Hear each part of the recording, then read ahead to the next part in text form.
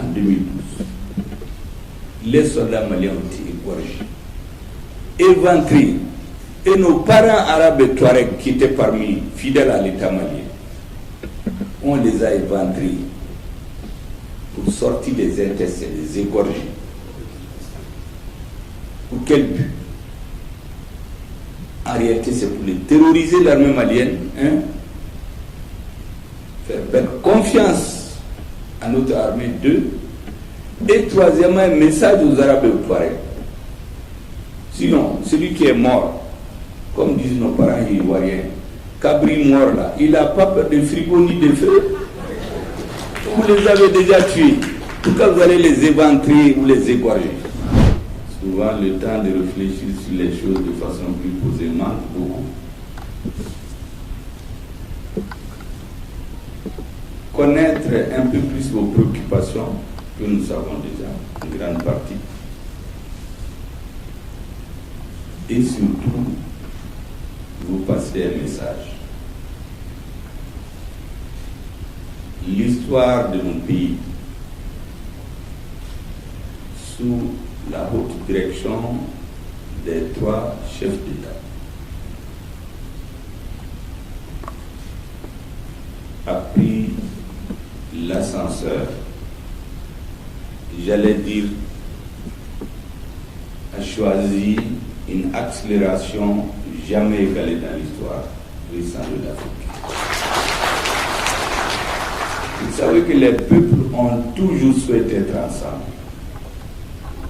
Les frontières que nous avons sont des frontières artificielles. Ceux qui ont des parents anciens combattants savent très bien que de l'armée coloniale, ce qu'on appelle abusivement les tirailleurs sénégalais, autrement dit les Africains noirs de l'Afrique de l'Ouest, leur langue de travail c'était le doula pratiquement.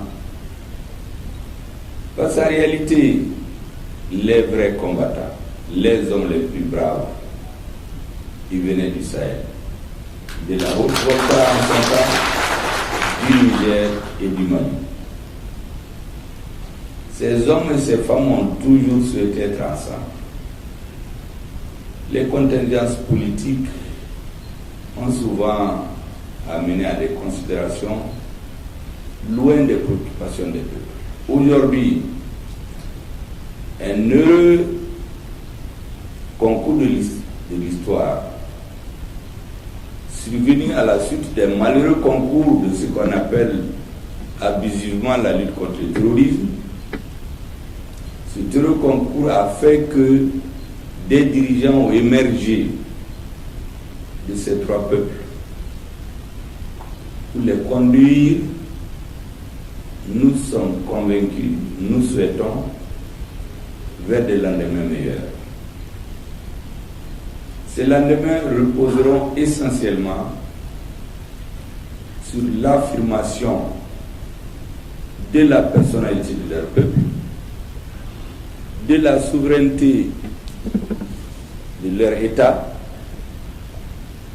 sur l'ensemble de leur territoire national,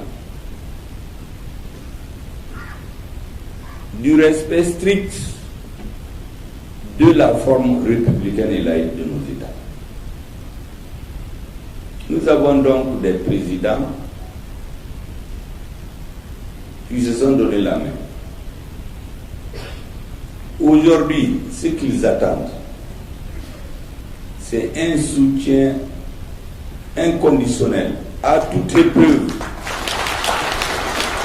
pour que même s'il leur arrive par circonstances historiques d'hésiter, la force et l'engagement du peuple va les pousser à aller de l'avant, au-delà des limites prévues. Vous savez, dans nos 3 pays, les régimes sont survenus par la suite d'un calcul longtemps mûri par ceux qui sont au pouvoir. Pour la plupart du temps, ils n'avaient jamais pensé arriver au pouvoir.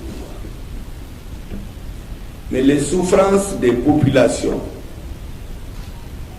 sous le couvert de la lutte contre le terrorisme. Donc l'insécurité est à la base de la survenue des gouvernements de transition dans nos trois pays. Et aujourd'hui, la claire conscience que ces hommes ont, qui sont tous des hommes qui ont fait le terrain, ont commandé sur le terrain,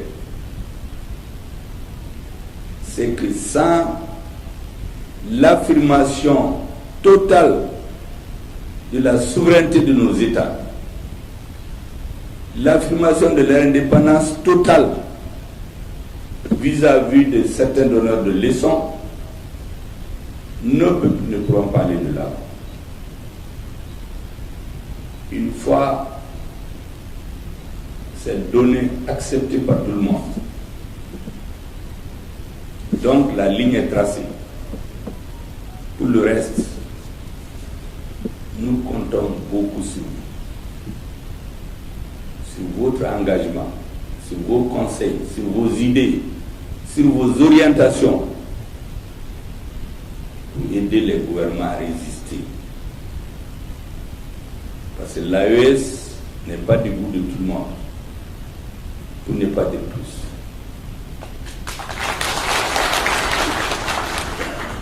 Beaucoup d'intérêts se sentiront et seront réellement menacés. Donc, les intéressés ne vont pas s'asseoir.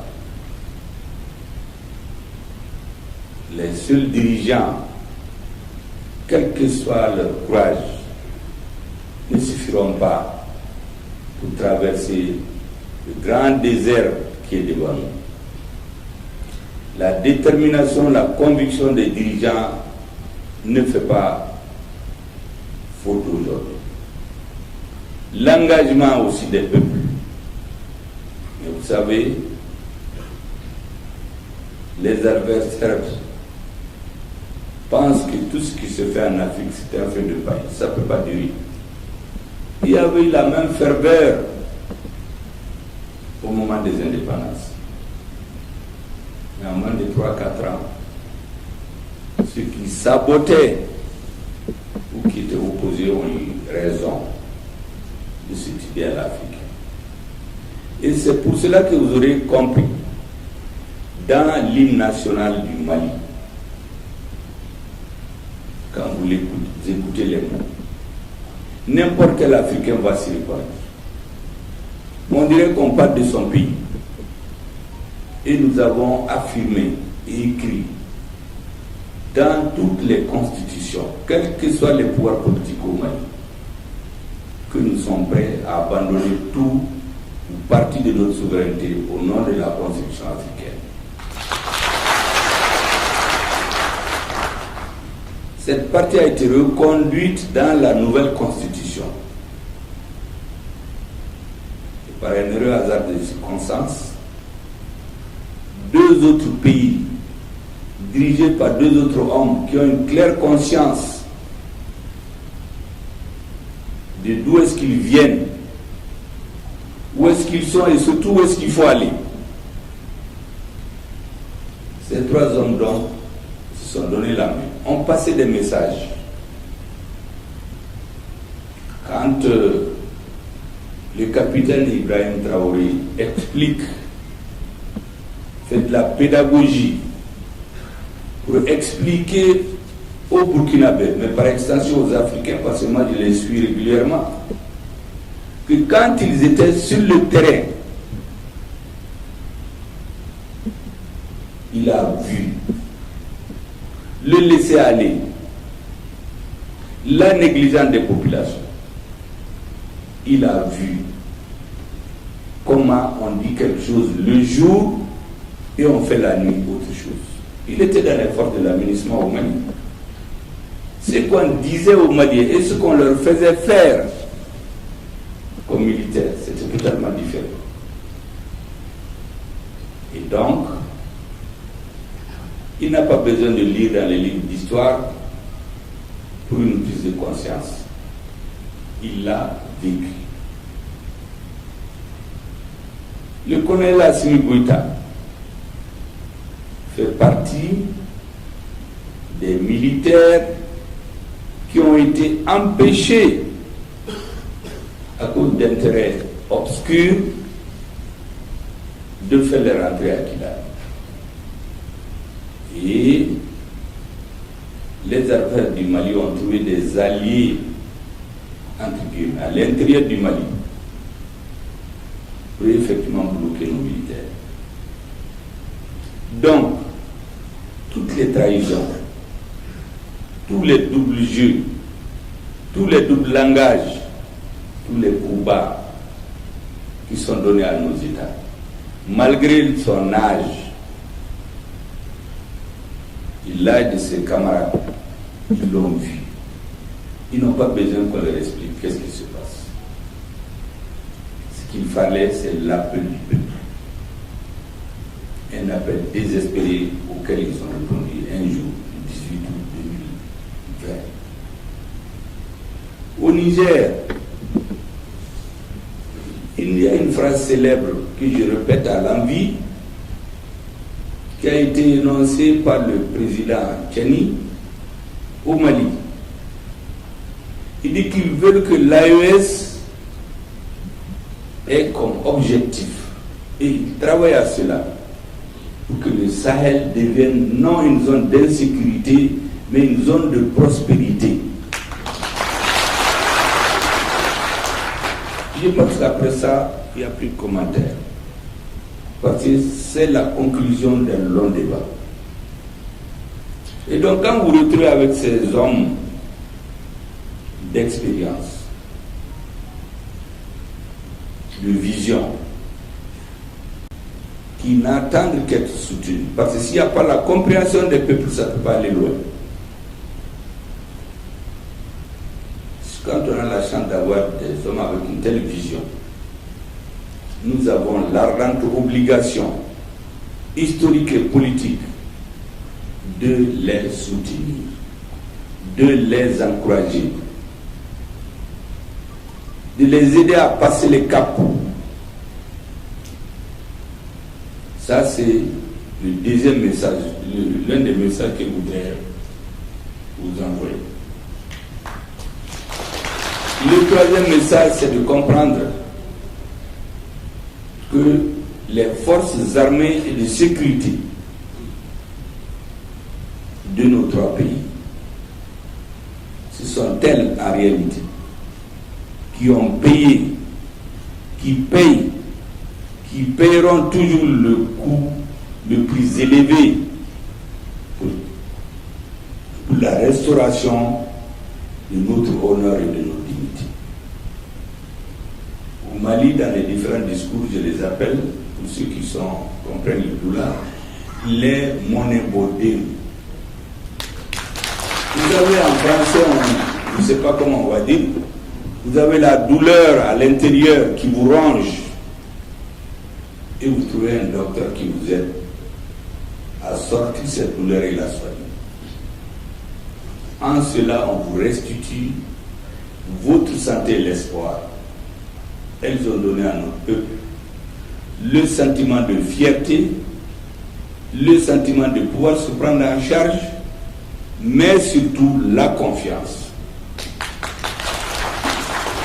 Et avec la confiance, nos peuples peuvent tout faire. Avec la confiance, on peut soulever des montagnes. Vous savez, c'est un grand pays. C'est qu'ils apprennent à leurs enfants dès qu'ils sont petits. On leur met dans le cerveau, on leur fait croire qu'ils sont les meilleurs au monde. Quand vous voyez un jeune Américain, il va tout de suite te dire qu'ils sont les meilleurs au monde. On les cultive depuis l'enfance. On veut leur donner la confiance. Et si nos peuples ont confiance, rien ne leur est impossible. Donc, gratitude éternelle à nos forces armées de sécurité, dans nos différents. Ce qui s'est passé récemment au Burkina Faso, c'était pour en finir avec le pouvoir en place. Une horde de plusieurs centaines de terroristes venus détruire une ville, un village, pour déstabiliser les autorités et faire perdre la confiance des populations dans leurs forces armées. Et c'était l'objectif recherché. Ils ont échoué lamentablement. Le Mali a pris Kidal. Tous les Africains sont sentis soulagés. Comme par hasard, ceux qui nous imposent tout le temps des sanctions n'en ont pas parlé. Ils n'ont rien vu, ils n'ont rien entendu et ils n'ont rien écouté. Ils ont fait un sommet, personne n'a parlé de la prise de Kidal. Or, notre armée a pris Anéfis. Anéfis, depuis 2012, a échappé à l'autorité de l'État. A pris Kidal, qui était un vrai bunker préparé par la communauté internationale et les terroristes. Au point que quand nous donnons rendez-vous à l'aménagement à 8h, on vient nous dire qu'ils sont partis depuis 4 heures. Au motif qu'il y a l'insécurité. Mais ils sont venus pour sécuriser les Maliens. Si vous ne pouvez pas vous sécuriser, vous allez sécuriser qui? Mais nous avons compris le jeu. En réalité, toutes les armes blindées, beaucoup d'armes dangereuses qu'ils avaient, ils avaient transmis ça aux terroristes. Et récemment, notre armée a bousillé beaucoup. Des blindés transmis aux terroristes. Et nous avons surtout pris Aguelhok. C'est là que l'armée malienne a été atteinte dans son honneur et sa dignité en 2012. Les soldats maliens ont été égorgés, éventrés, et nos parents arabes et touaregs qui étaient parmi fidèles à l'État malien, on les a éventrés pour sortir les intestins, les égorger. Pour quel but? En réalité, c'est pour les terroriser, l'armée malienne, faire perdre confiance à notre armée, 2. Et troisièmement, un message aux Arabes et aux Touaregs. Sinon, celui qui est mort, comme disent nos parents ivoiriens, Cabri mort là, il n'a pas peur de frigo ni de feu. Vous les avez déjà tués. Pourquoi vous allez les éventrer ou les égorger? Les Arabes et les Touaregs. En 2012. Et notre armée vient de prendre Aguelhok.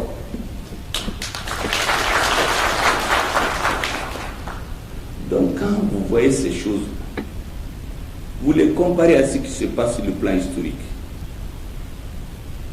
Vous ne pouvez pas ne pas être sensible. Sauf si vous avez un autre objectif. Je peux citer les mêmes types de cas au Niger.